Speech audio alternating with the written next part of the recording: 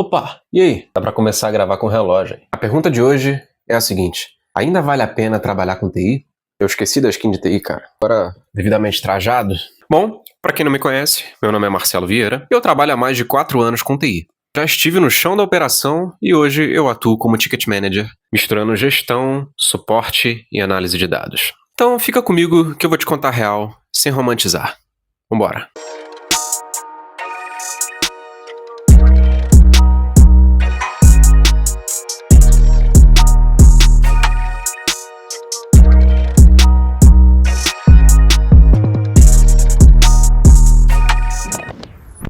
Oi, tudo bom? Meu nome é Marcelo Vieira, eu trabalhei mais de 3 anos como analista de suporte de TI e hoje eu sou Ticket Manager. Alguns chamam de gestor de tickets, enfim, existem alguns nomes para isso no mercado. Que na prática é uma mistura de supervisor de Service Desk com um analista de dados, ok? Eu acompanho chamados, pessoas, indicadores, SLA, cliente, sua manutenção com a relação com o cliente e tudo isso ao mesmo tempo. Bom, eu vou começar contando a minha história. Eu comecei na TI como técnico de suporte, em uma operação de TI dentro de uma empresa de óleo e gás. E basicamente, as pessoas acionavam o setor de TI quando algo dava errado. Esses problemas geralmente eram em sistemas, em problemas de infraestrutura, acesso, erros, senha. No meu dia a dia, eu lidava muito mais com os sistemas da empresa. Correção de erros, reset de senha, configurações, instalações e às vezes até apoio moral. Sim, se você trabalha com suporte ou se você trabalhar com suporte, você vai entender que muitas vezes só a presença do analista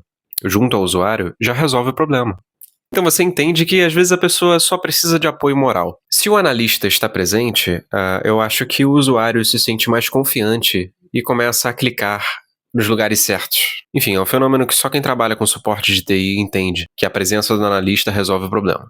Eu me lembro que algumas vezes eu prestava suporte para alguns usuários, seja via TeamViewer, né, de forma remota ou presencial, que era bem engraçado. Eu só chegava na mesa da pessoa ou entrava numa call com a pessoa e o problema era resolvido. Eu não fazia nada. E o usuário, no final, ainda me agradecia, mesmo sem eu ter feito absolutamente nada. Contava um chamado para mim, tá tudo certo. Eu atendia um volume muito grande de demandas, resolvia rápido, documentava bem, e isso fez com que eu fosse promovido rapidamente a analista. Então, recapitulando, eu comecei como técnico de suporte e fui promovido rapidamente a analista. Acredito que com 6 ou 8 meses de casa, eu já havia sido promovido para analista. Analista N2, é isso aí. Nível 2, né, de atendimento. Confiança vale mais do que currículo. Depois de um tempo fazendo um bom trabalho, eu ganhei algo que vale mais do que qualquer certificado. A confiança do cliente. No seu caso, pode ser a confiança da empresa, a confiança da sua gestão, enfim, não importa.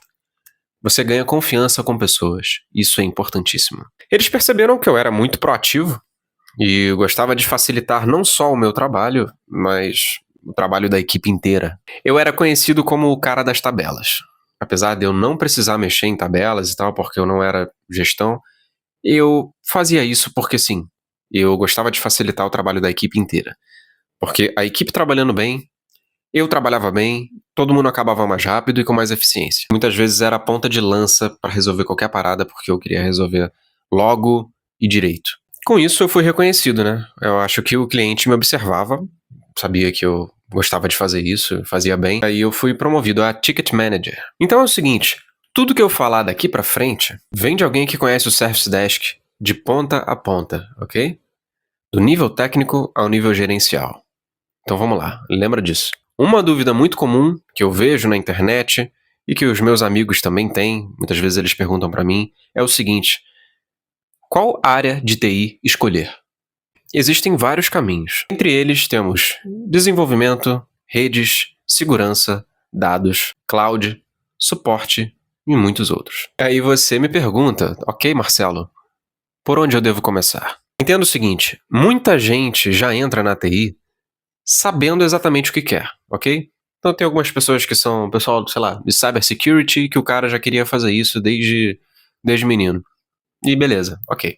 Se esse não é o seu caso, eu acredito que não seja o caso da maioria das pessoas, aqui vai a melhor dica que eu posso te dar. Comece pelo Service Desk. Não importa se é suporte a sistemas, a infraestrutura, o importante é que ali você entra em contato com praticamente todas as áreas de TI. Um exemplo bem real. Um usuário te liga dizendo que não consegue acessar um site. Você faz o básico, né? O primeiro atendimento. Você limpa o cache, testa o navegador e tal. Não resolve. O site foi bloqueado pela área de segurança. Nesse caso, você teve que entrar em contato com a área de segurança para resolver esse problema que inicialmente você pegou. Isso acontece com praticamente todas as áreas, ok? Então você pega muitos problemas que você não pode resolver, você não tem os acessos ou o conhecimento para resolver, então você tem que escalar para outras áreas. No Service Desk você convive, troca ideia e entende como rede, segurança, sistemas, infraestrutura, cloud, como tudo isso funciona na prática, porque você tem acesso aos problemas, os problemas passam por você, e você escala para o pessoal. Você escala para quem resolve. E aí que tá o pulo do gato. O pulo do gato é o seguinte: aqui no Rio de Janeiro, por exemplo, nada te impede de colar com um cara de redes. Se você gosta de redes e tal, sei lá, tá querendo conhecer essa área, nada te impede de tirar um momentinho do seu trampo, um momentinho do seu trabalho, ou depois do expediente, enfim, do jeito que você quiser, do jeito que você trabalha. Você pode colar com um cara de rede. Você pode colar com um analista de dados. Você pode colar com um cara do cybersecurity. Perguntar para eles como ele resolveu aquele problema que você mandou para ele mais cedo. Eu falei de mais algumas coisas aí, mas eu esqueci de falar do mais importante. Você pode perguntar para ele como é trabalhar naquela área. E ele pode te falar como é. E talvez você possa usar isso de base para suas escolhas. E por conseguinte, você pode acabar se apaixonando por alguma área.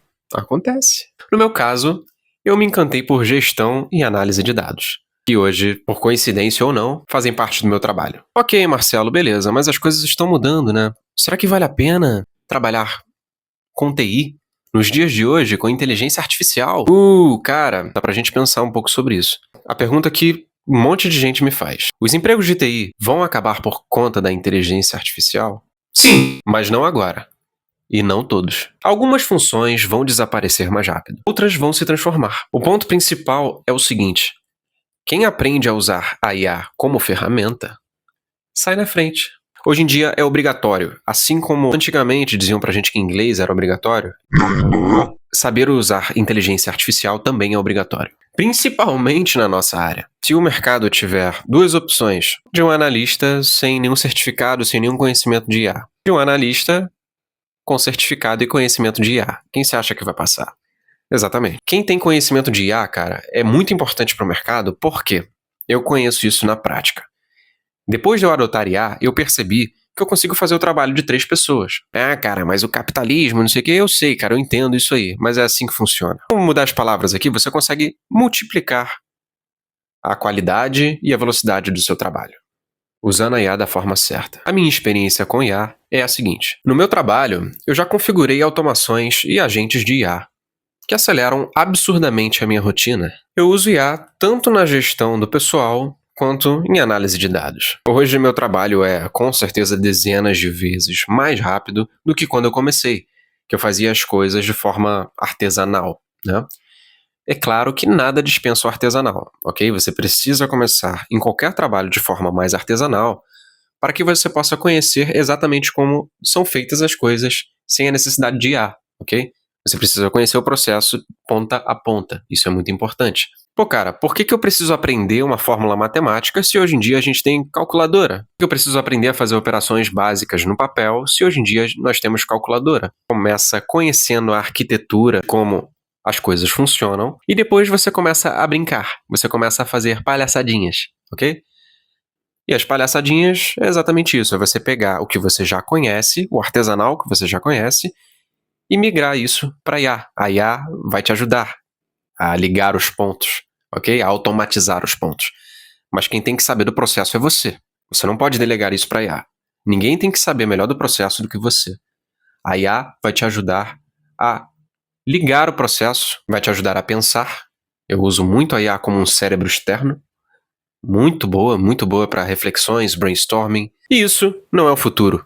Isso já está acontecendo. Então, na minha visão, sim, ainda vale a pena trabalhar com TI. Existem algumas áreas que correm mais risco. A primeira que vem na minha cabeça é desenvolvimento, ok? Se você está começando desenvolvimento agora, velho, vai ser ruim para você correr atrás do prejuízo, porque o mercado já está saturado com a galera que surfou nessa onda 2017, 2018, esse pessoal já é sênior hoje em dia. Então, se você quer começar como um júnior, no mercado já saturado por sêniors, e com inteligência artificial, porque vamos fazer mais uma reflexão aqui. Olha, eu não sou programador. Eu conheço um pouco de programação, mas eu não vivo disso, eu não faço isso o tempo todo. Eu desenvolvi o meu próprio Spotify, ok? Eu tenho um Spotify meu, hospedado, sem ser programador. Como eu consegui fazer isso? Noções básicas de programação, você tem que entender o que você está fazendo, ok? Para que você possa injetar as instruções, né? E aprender a ler os dados para ver se está tudo correto. A IA só me ajudou a montar o Frankenstein, sacou? Então eu programei um Spotify inteiro, hospedado online, todos os meus amigos podem acessar, sem ser um programador. A IA me ajudou. Então você imagina essa ferramenta chamada IA na mão de um programador brabo, de um programador sênior. Meu irmão, ele faz tudo, ele faz tudo. Se eu, praticamente um leigo, conseguir fazer grandes coisas, porque eu não fiz. Eu não fiz só o meu próprio Spotify, eu já projetei jogos, já projetei sites. Cara, eu já fiz um monte de coisa aqui, já fiz um hub intranet na minha própria casa, já fiz muitas coisas com a IA. Imagina pro cara que manja muito. Lá ele. Lembre-se que algumas áreas estão mais ameaçadas do que outras, ok? Mas nada te impede de ser o cara, ok? Então seja referência na sua área, tenha a IA como ferramenta, não como inimiga. Aprenda a usá-la como ferramenta, que você vai se destacar e você não vai correr riscos, ok? Então é isso. Essa foi a minha opinião, ok? Baseado basicamente na minha experiência e na minha visão desse mercado. Se esse vídeo te ajudou a esclarecer os seus caminhos, por favor, considere deixar seu like. Se inscreve aqui para mais conteúdos como este, porque nós fazemos reflexão sobre diversos assuntos, não só esse. Se você caiu nesse vídeo aqui, significa que ou você é já da área de tecnologia, ou você tem interesse na área de tecnologia. Isso significa que você é uma pessoa esperta. E se você é uma pessoa esperta, esse canal aqui é pra você. Valeu? Tamo junto, até a próxima e tchau. Vou pausar o vídeo com o meu relógio.